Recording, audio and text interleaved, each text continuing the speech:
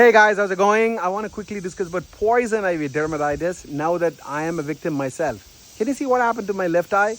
It's all swollen up and it's because of poison ivy. It's called as Rhus dermatitis. That's a medical term.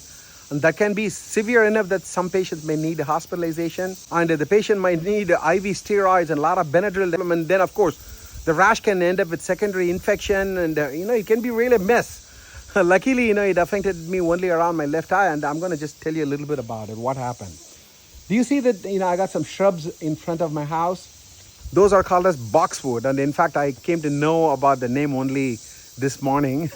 My wife had planted all that, and me and my wife, we were so busy, we kind of ignored our lawn, but this weekend, I just said, let me start trimming the boxwood shrub.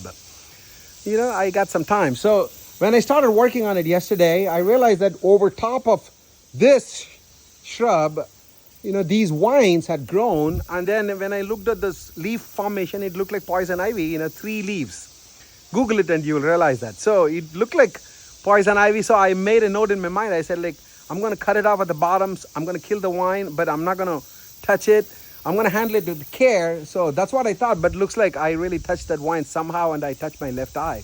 Because as soon as I was done with all this, then I ended up with this allergic rash all around me. Isn't it amazing how a plant has got such immense ability to defend itself? See, when a skunk sprays, so that's basically defending itself. So every life form has the ability to defend itself. And a plant being stationary, a plant cannot run around.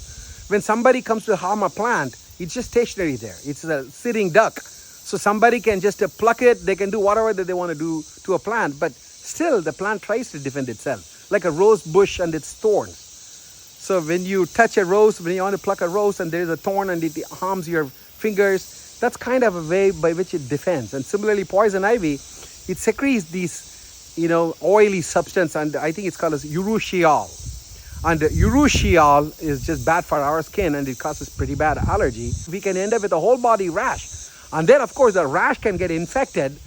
And then it can really be a mess. I've taken care of several patients who had this and they had to be hospitalized.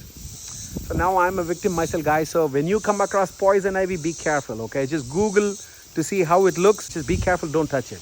Talk to you later in my next post. Goodbye.